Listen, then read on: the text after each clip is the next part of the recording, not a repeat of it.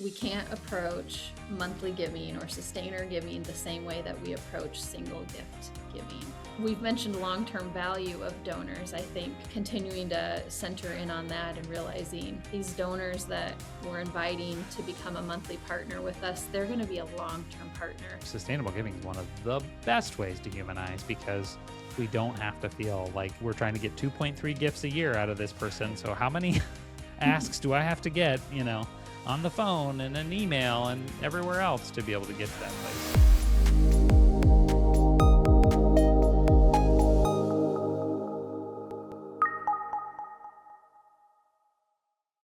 Kathy Coady and Melissa Tagg, welcome to the Sustainable Giving Podcast. Thank you. Good to be here. Yeah, this is fun. You and I, we've gotten a chance to work together, and so we're going to get to that. But you are both at a wonderful organization called Hope Ministries Iowa, and the conversation I think we're going to have today absolutely matters to organizations, especially charities in that social services sector. But I think it really is indicative of a more broad opportunity for candidly charities writ large. So I'm so glad you agreed to be on the show today. So what I thought we could do is just start out with just a little bit of the background and especially the mission of Hope Ministry. So Kathy, for our listeners who may not be familiar, tell us just a little bit about Hope Ministries and the work that you're doing. We serve people in central Iowa who are homeless, hungry, abused, or addicted. So we've been part of central Iowa for over 110 years. And that means we walk alongside people who need one meal, who need a safe place to stay, or who are truly seeking life transformation and ready to live differently. And we will walk alongside them in that journey for 1 to 2 years and in a very comprehensive way, sharing the love of Jesus Christ and helping them to gain the skills and equipping that they need to move forward. And tell me a little bit about just your involvement with Hope Ministries, Kathy specifically, and especially, are there any what are some of the unique realities of fundraising in a this social services rescue mission environment? Well, so I've been with Hope Ministries for over 11 years, and it was a path that the Lord brought me here, and I did not anticipate it. So it was not on my bingo card. I did not expect to be doing this. And so I don't have a lot of By the way, I think some of our listeners can relate. By the way, that's not uncommon. So I don't have any other firsthand comparisons. I haven't done development anywhere else. So I lead the development team here. And certainly one thing that that I know is that we are serving people every hour of the day, 365 days a year. So that the need for our services is year round. It does not diminish. It doesn't matter whether it's hot or cold or at perfect 72 degrees. People still need our help and support. And so the reality from a funding perspective is that need never takes a break. It is a year-round need that we have to be fully funded so that we can provide these services every single day. And I think that's so important because, I mean, how many in our culture see that as sort of like it's the Thanksgiving, it's the holidays need, and it's like, no, it's not. It's the 24/7, 365 need. Melissa, talk a little bit about what drew you into this work personally. Like what has it been for you that's really been kind of drawing you in? Well, I've been with Hope Ministries for 18 years, and like Kathy, I had no background in development work, and I also had no real indication in my life before that this would be something I would end up doing. But I love to write and I love to tell stories. And I also love what Hope Ministries does. So I get to do those things. I get to tell the story of what we do here in Central Iowa. I get to tell stories of life transformation. Um, so yeah, I kind of landed here by accident, but clearly I love it because I stayed here for a really long time. True that, true that. One of the things I think about with recurring giving, and our listeners have probably heard me talk about it before, but the very first nonprofit I ever got to work with and in recurring giving, ironically, was 22 years ago, and it was a Union Rescue Mission in Los Angeles. And so the work that you all do is really close to my heart, but also the unique challenge that you faced because the need is 24/7, 365, and yet some people sort of just don't think about it, most of the year kind of a deal. So, when you think back a couple of years, what are some assumptions that you had about recurring giving? I would say, for better or worse, for worse, I didn't have a lot of assumptions about it because I didn't think about it a lot.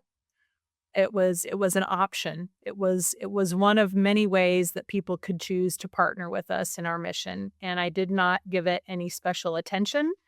And I guess the assumption was that people who want to do this will do it, and we don't have to work that hard to make it happen. Same thing.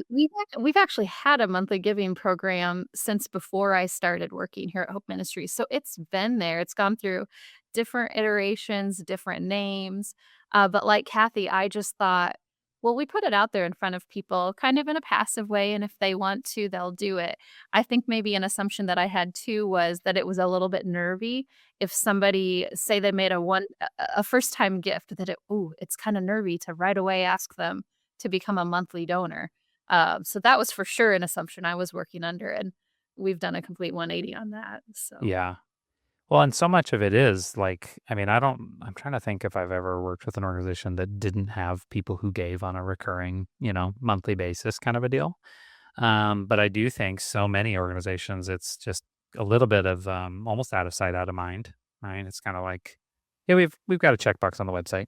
Hopefully, you have a checkbox on the website, right? But if you don't, we should talk. But it's like, wow, is there more than that? So, is there a moment for you? Kathy, you and I met really, I think, probably around this time. But was there a moment where you thought, you know what, this actually might work here, or there might be more to this than I thought?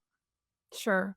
And I will certainly credit you with a chunk of that, Dave, because I'd heard you speak at conferences. Melissa and I both had read your emails, so we were familiar with you, and your message really resonated with both of us, I would say. And so I think that it became clear and clearer to me over time, like there's got to be a better way to do this. We should be more intentional about what we're doing. As we talked about, our need is 24/7, 365. So why would we not encourage people to partner with us all year long and do that as effectively as we can?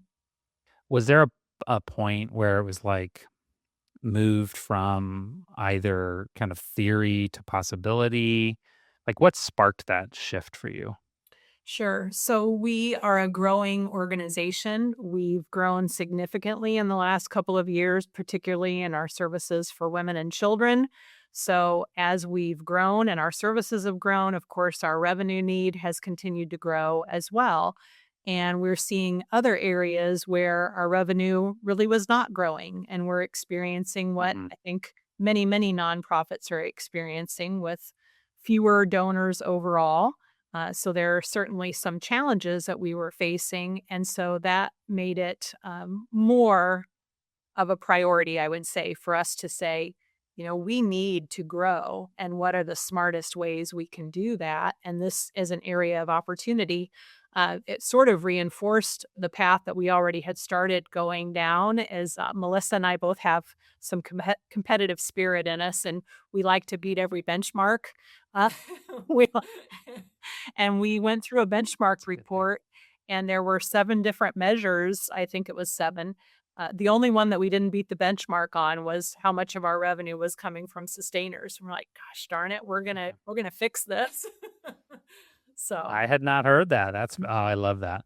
By the way, I love a good, like, you got to use the competitive juices. I'm the one that's like, I'm not competitive. I just have other things, and so my team always used to tease me when I would like say, let's play a team game where everybody wins. And they're like, what?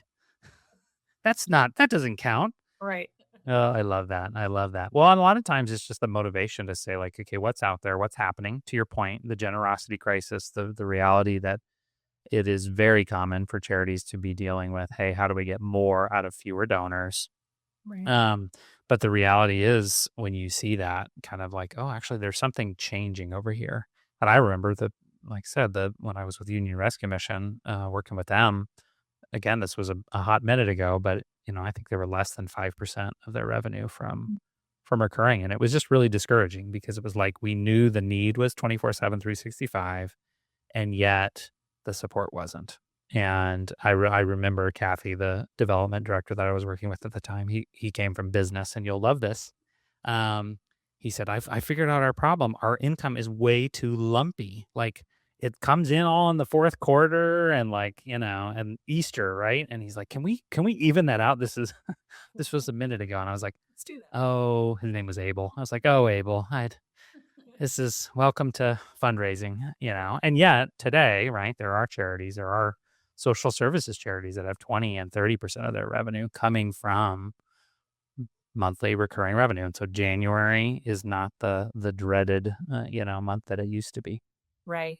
Well, I remember we had this conversation, Dave. I remember the three of us meeting, and I think I made reference to being at the base of the mountain every January, and you said something to the effect, but you don't have to be at the base of the mountain, and that stuck with me. It's like, no, let's not start at the base of the mountain every year. Let's build ourselves. Let's be elevated. Yeah. I feel like we need to do some like real mountain climbing so I can use the right language. But it's like, what does base camp 1 look like? What does base camp 2 look like? Like, how do we start each year further up that mountain? And by the way, this is where the metaphor breaks down. The mountain's going to just get taller because there's more need. There's more that we're trying to accomplish. But if we have a healthier base, that helps us accomplish that mission. So, okay. So you kind of saw the vision. You thought, I think this could be for us. This is something that we want to beat that benchmark. Once you made that shift, what were the first steps you took? Because how many leaders are listening today saying like maybe either just they're paralyzed or they're just not sure. Like for you, what has been that sort of those first few steps to say like, okay, we're gonna do something about this? Well, certainly budget season is always a good time to think strategically about what do we need to invest in. And so it was certainly part of looking, and we're very disciplined in how we go about that at Hope Ministries, and we're very thorough in that process. So I spend months every year preparing for the upcoming fiscal year. So it was certainly looking at what should we invest in growing this and being much more intentional in building our sustainer program, and just in collaboration and conversation with my boss, with our CEO. And he was very supportive of that and saying, this is where we have potential. We know that we need to continue growing our revenue. This is one of our greatest areas of opportunity. And so we have we have thousands of faithful donors. We've got a great base of support.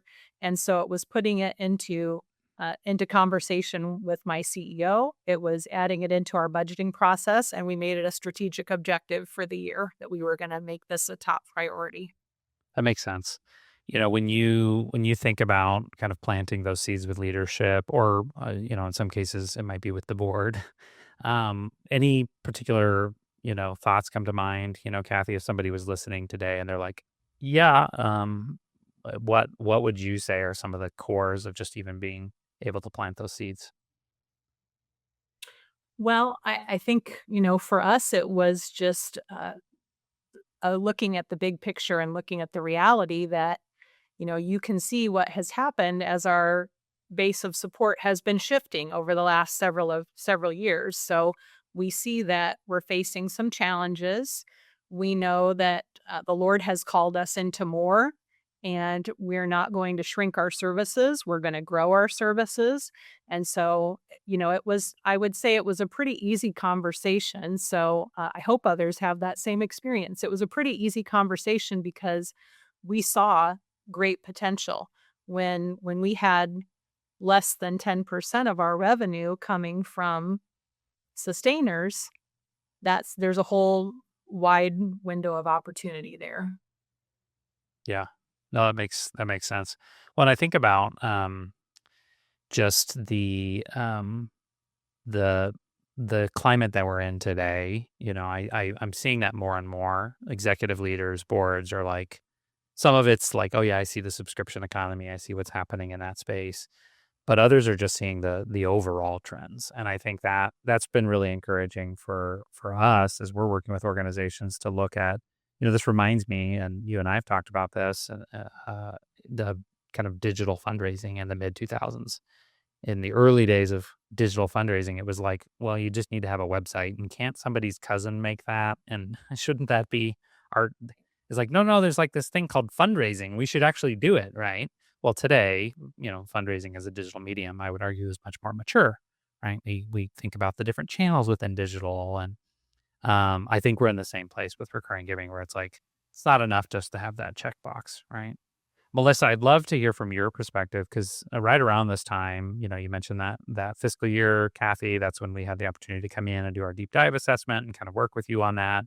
Melissa, this is where we had a chance to meet you. Talk just about some of those early steps that we took in the process. Um, One of the first things we did was an accelerated email campaign with, um, gosh, I think it was 8 or 9 emails sent over did that? a How did you feel about that campaign, yes. Melissa, early on? The funny thing is, I can remember I've been with Hope Ministries for a long time. I can remember back in the day when we were worried that sending an email every single month was going to annoy our donors. Like, that was a legit thing that we worried about. So this was 8 or 9 emails within about a 3-week period, and I was a little bit like, "Oh my goodness, how are our donors gonna respond to this?" But they responded wonderfully. We were so happy with the results, in new sustaining donors, but also one-time givers. It was great, and I think we had multiple takeaways from that campaign, not just, "Hey, it's okay to make a straightforward ask, to be very clear that we're asking you not just to donate, but to donate on a year-round basis." But also, we refined our messaging. We had a very specific goal. We had a deadline. Things that we've done with other campaigns, things that we've done with single gift campaigns, but taking that and instead applying it to monthly donors worked really, really well. Um, and to the point that we've now done 2 more campaigns since then, and we're planning another one for May. Another thing we did early on was start planning a live event, that it kinda it changed shape as we planned it, but that it was a great, learning experience for us as well. So, we just came through a website relaunch, and I think one of the thing it was great to be working with you as we were planning that website relaunch because it kept in mind, "Okay, everything that we do on this website, we wanna make sure Team Hope and monthly giving is at the forefront of it." So spots where we might have previously just had a link to a donation page instead of it's a donate monthly and it's going to our Team Hope page. So those are some of our earliest steps. We're continuing to really focus hardcore on it though. Yeah. Well, and I think part of that is just, how many organizations, to Kathy's point earlier, get to the point where they are like, hey, this is important to us. The executive director, the CEO, the senior leadership team says this is important. But then the question is, do donors know that? Can they even, like, if they go to the website, for example, do they see that? And so that being top of mind, I think we went through probably 20 or 30 recommendations and then really just said, okay, like, what are the lowest hanging fruit, sort of the things that are going to be easy to do quickly that might have a result, but also the things that may be a little bit harder, but are going to take a little bit more work and are worth doing. And I'm just been so impressed with you throughout that process. I'm curious,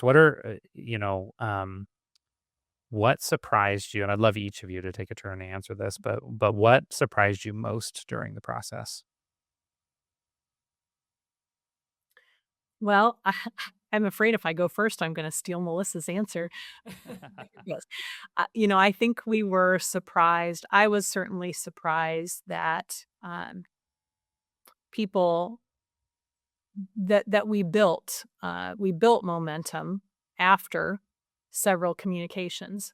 So beyond the point where I think a year ago, Melissa and I would have said, "Oh, that's too much. Let's stop after two messages is plenty. Let's stop there." We really would have missed the best part of what happened during this accelerator campaign that Melissa described, and we've done some more since then.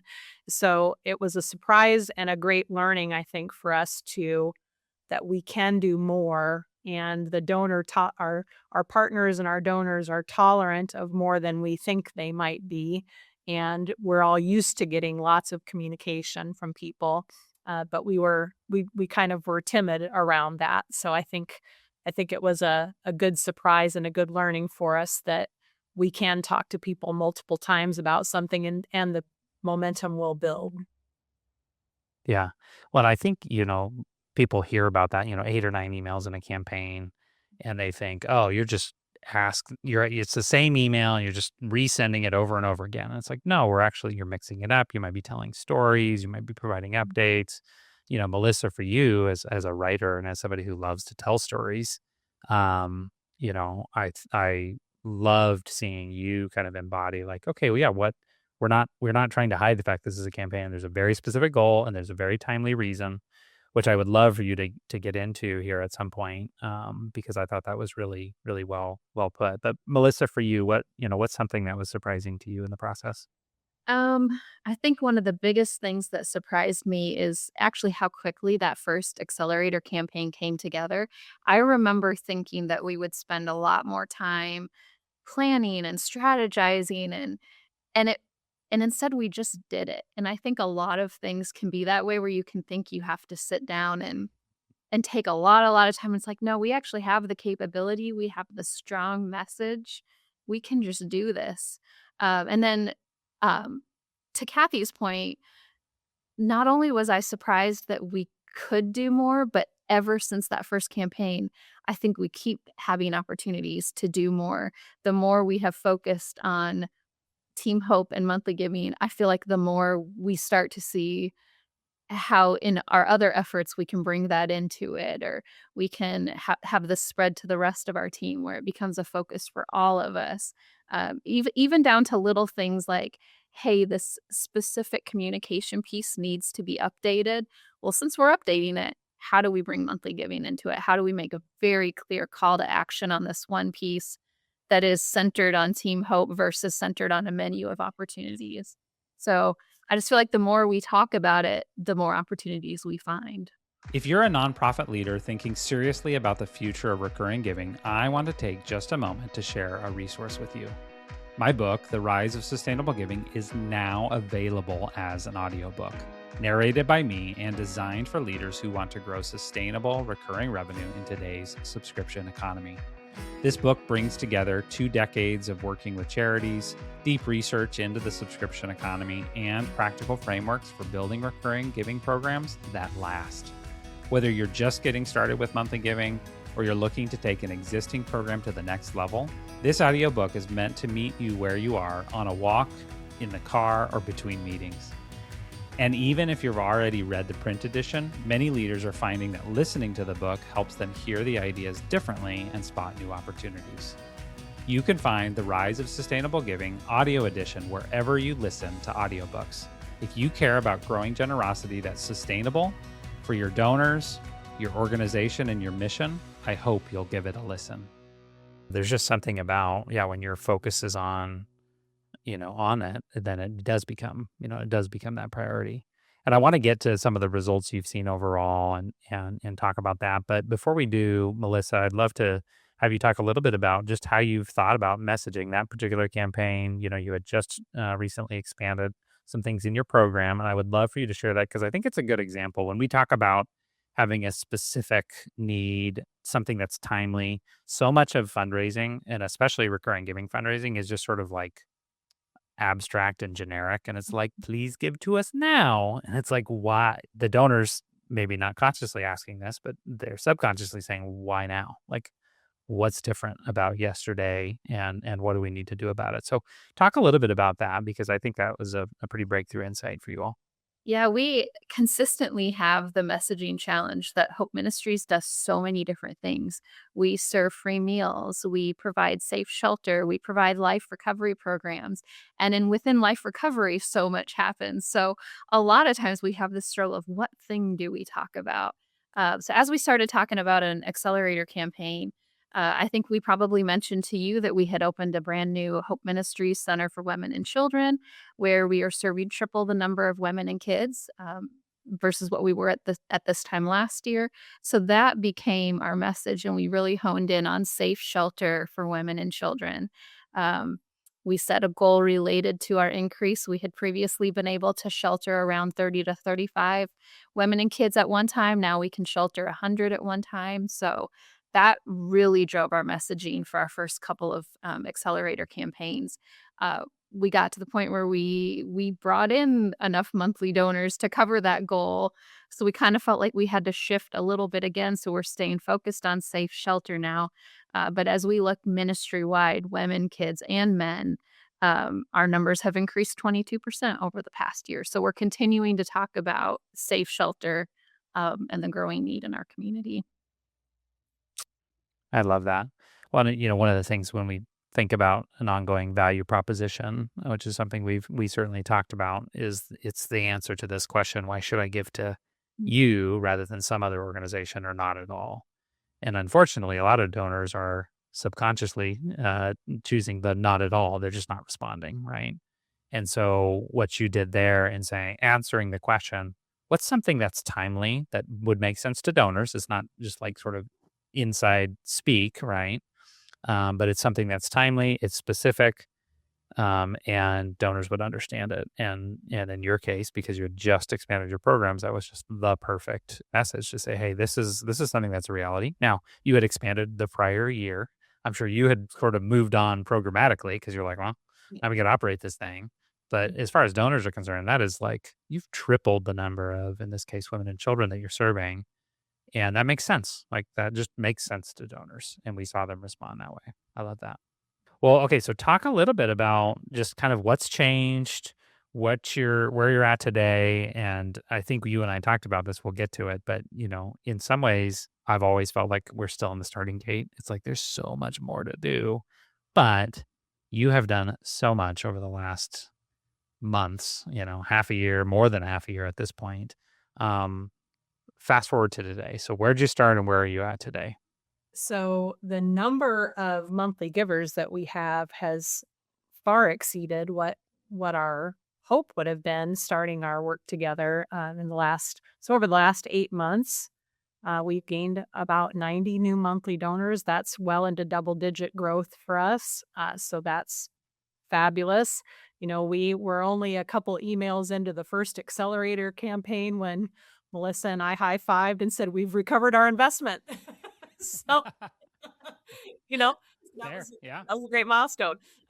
So, so yeah, I think as you said, I feel like we feel like we're just at the starting point, but we've seen certainly our number of monthly givers has grown dramatically. Now we're now we're more aggressively setting goals for the next fiscal year for double digit growth. We've said uh, to each other our longer term goal is 25% of our revenue from monthly donors. So we've put that out there.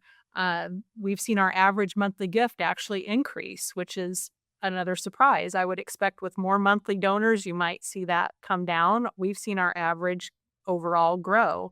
Mhm. So yeah, I'm thrilled with the results that we've seen so far. Yeah, and I think in not to keep drawing, comparisons to digital, but I think in the early days of digital, it was kind of like you almost could grow without doing anything because people were just getting used to giving online, right? And in some ways, donors are getting used to giving on a recurring basis, and so that's happening. But it kind of buries the real opportunity, and that is if you actually focus on this, if you make this a priority. So for you, I think the percentage, at least a couple months ago, was 12% growth in donors, 16% growth in revenue, and thinking about every one of those new donors is really a new 4 to 7 year donor, right? As far as their long term value has been very encouraging. Yeah, we're Yeah. we're highly encouraged, and we've got an aggressive plan for the coming fiscal year, which will include, we hope, being able to put more human resources around the program as well, so that we can not only from a recruitment standpoint, but we really want to continue to get better at stewarding our monthly donors and really helping them feel the impact that they're making year round and make it a really special experience for every one of our monthly donors. Yeah. So, what is it? We talked about that, climbing metaphor earlier. What does it feel like internally to have that growing base of these dedicated supporters? Well, it's a great confidence builder. It's a great confidence builder, and it certainly brings a measure of peace to the uncertainty of every single year, every single month, where who will partner with us this month? Where will the revenue come from? How will the needs be met? We have a bigger portion of that's been answered for us, and now it's our job to keep them. But we've historically done that very well. So, I just hope that we can continue to. We have amazing partners and people who really believe in our mission and want to be part of it. So it's just our job to continue to reinforce to them the impact that they're making. So I think, yeah, confidence and peace are really kind of the two things that I feel like I've certainly gotten from this momentum that we've gained and the progress we've made. Yeah.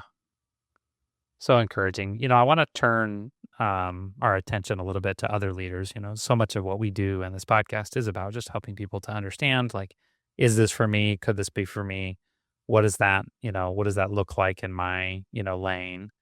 And again, it specifically within the human services, social services sector, how much more important it is. Melissa, I'd love to ask you, what's a lesson or something that as you think about this, that you would want other organizations or other leaders to understand? I think a lesson for us was, and really a lesson we learned from you was, we can't approach monthly giving or sustainer giving the same way that we approach single gift giving. It's not just an add on, it needs its own strategy, it needs its own stewardship strategy. And so just putting really intentional effort into that program, putting as much effort into that as what we do our major gifts program or our legacy giving program. We've seen it pay off. So I really think the biggest lesson for us is like, put the effort in and you get to see the results. And we've mentioned long-term value of donors. I think continuing to center in on that and realizing these donors that we're inviting to become a monthly partner with us, they're going to be a long-term partner. So it takes a little bit of the pressure off of acquisition and pressure off of our other efforts as we continue building that relationship. So well said. So well said. And, I was at a conference recently and a leader was talking about how do we more humanize fundraising. And so was on a panel discussion. And so somebody threw the question to me, how can we more humanize our fundraising? And I said, well, and obviously we were talking about recurring giving in that moment. I said, actually, sustainable giving is one of the best ways to humanize because we don't have to feel like we're trying to get 2.3 gifts a year out of this person. So how many asks do I have to get, on the phone and an email and everywhere else to be able to get to that place once somebody's, decided to make that, ongoing recurring commitment. We looked at the numbers. It's 97% of the value of those donors is after the first gift. So it does become, Kathy, to your point about how do we steward and care for these donors. And yes, by the way, we should ask them for additional gifts because they will be some of the most generous, what we call over and above donors. But it just gives us the breathing room to create those relationships and to invest in those relationships. And we do know it leads to future value and legacy giving and all sorts of amazing things. But it just gives us that space to really be, human and really connect with donors. I would love to just for each of you, for a nonprofit leader listening to today who's unsure about this recurring giving, whether it's for them, what would you just take turns? What would you tell them? I would tell them that they don't have to figure it out themselves. And oftentimes the value, I think that many of us end up in roles like mine and Melissa's, and because we feel like we're good problem solvers or we can figure things out ourselves. And like, well, I listened to the podcast, I read the emails, we should just be able to figure this out ourselves. But in fact, you don't have to figure it. You don't have to tough it out yourself. Bring in the expert. Bring in somebody who's totally focused on this, singularly focused. When you're thinking about 59 different things and you're like, but this is one of 59 things, but let's give this one thing the attention and it doesn't take away from everything else. So I would say, that would be, I guess, my encouragement is, I would say that maybe not even consciously, but probably in the back of our minds, we thought we can figure this out. We can grow this ourselves. And it wasn't growing. but we've seen tremendous growth by being prompted and encouraged to do things and be bolder than we would have been otherwise, and to step into some new territory. Well, I just wanna steal Kathy's answer because I think it was great. I think another thing that I would say is, something that we've discovered. I should have said this when you asked what surprised us, is how many people received and asked from us during one of these accelerator campaigns and maybe hadn't given to us in 10 years or 13 years, and they said yes and became a monthly donor after not giving for so long. So I think the thing I would say to leaders is, I think people wanna give, and it's just getting that right thing that connects with them in front of them. And so to not be scared to send 8 emails in 3 weeks' time, or to be very specific about what you're asking them to do. Um, we've seen generosity through this, like, intentional effort, and it's been wonderful. You know, another thing we've been doing, that you encouraged us to do was, some data cleanup, going back through our system and ensuring that we can tell exactly when somebody started giving monthly, and the number of people that we've come across that have been faithfully giving $20 a month for 20 years, or maybe they started out giving $10 a month and today they're giving $200 a month. I think it just highlights for us that donors at every level love what we're doing and they wanna be a part of what we're doing, and if we only focused on major donors or only focused on somebody giving at a certain level, we would miss those gems, those people that are giving consistently for literal decades. And so, yeah, I guess that would be my advice is, um, they're there waiting to give, and maybe they even already are giving and we haven't seen it, so we need to go after them and we need to steward them well. Yeah. Well said. Well, I think of how many of those emails I get even that I sit on because I'm like, I think about it every time, but, they don't act. And it's you're coming up on is it fourth accelerator campaign, third? They're Fourth. So, there's going to be in the fifth and sixth and eighth campaigns, there's going to be individuals that are like, yeah, I've been thinking about that. I was just too busy or it just didn't connect or whatever, that they end up stepping up. It's really, really awesome. So, as you look forward, I'm curious, what role do you see recurring giving playing in Hope's future?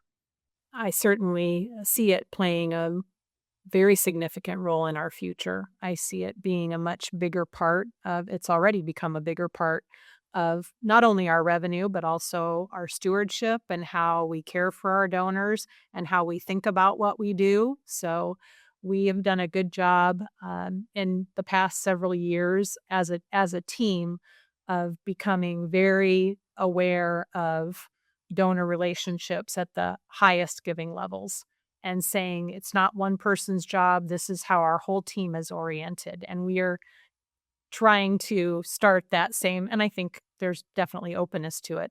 We're trying to start that same evolution around we are an organization that highly values and cares for our sustainer givers. And that's central to what we do.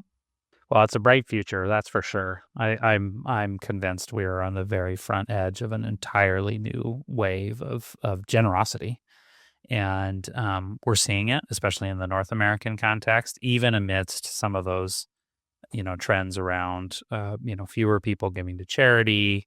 I think that this recurring giving movement is really only gaining steam from what we can see. And so it's been very encouraging. So, last question for each of you, just as you think about generosity and the work that you do and the people that you work with, what gives you hope? People are good. People want to make a difference. People want to uplift their neighbors who are hurting. And we just need to help them do that. People want ways that they can make a difference. And that's true for sustainer giving. It's true for all kinds of giving that people have said, this matters to me, but I don't know what to do. Do you know what to do? Here, let's do it together. And we get to help them do that. And so that gives me hope that you really get to see the best in people doing what we do. And that is such a blessing because people are good and they want to help others. They want to make a difference. So Ditto what Kathy said. And then I think on the other side of that, the other thing that gives me hope is, you know, both Kathy and I get to encounter the men, women, and kids that Hope Ministries serves. I get to do interviews and I get to meet with them, and we get to see actual life transformation happening right in front of us. So to be able to go to our amazing monthly donors and say to them, like, this is what you're doing is real. It's not just money that's going into Hope Ministries bank account. It is playing out in real people's lives and transforming their lives, restoring what was broken. It's giving them a future. I think that gives me hope every day to get to see what our donors are really doing. Yeah. Well, and I love that you can be a conduit to them, right? So much, a lot of classic fundraising. It's like, oh, we've got to affirm our donors or thank our donors. Like, yes, but remember, if they're giving on a monthly basis, it's like, what does that ongoing affirmation look like? How can you break through the clutter to say you've made a difference in the life of somebody? And I love the fact, Melissa, in your case especially, you're getting to sit and capture these stories. Kathy, you see these stories as well, and so you get to be that front end. And it's so easy to become either, I don't know, it's not sort of conditioned, but to be like, to be moved personally, but not be able to convey that to donors. And I love that you are both invested in that. I love that you saw this and that you are on the path to growth because as far as I'm concerned, you're in the first lap of the race. And I mean that in all the positive ways. I know some people are like, I have so much more work to do. It's like, welcome to fundraising. But but you're just at the front end, and I'm just so encouraged about what you've seen and what you have in store. Thank you. We are too. Wonderful. Well, thank you for being on the show, and just thank you for investing in who you are in others. And so we just appreciate you. And if people are looking for information on Hope Ministries, where would you send them? HopeIowa.org. Our wonderful new website. HopeIowa.org. Yeah, and join Team Hope. Team Hope. All right. Thank you, guys. Thank you. Thanks for tuning in to this episode of the Sustainable Giving Podcast. I hope you found the information helpful and that you're able to walk away with insights that you can use to start building a steady stream of recurring revenue for your organization.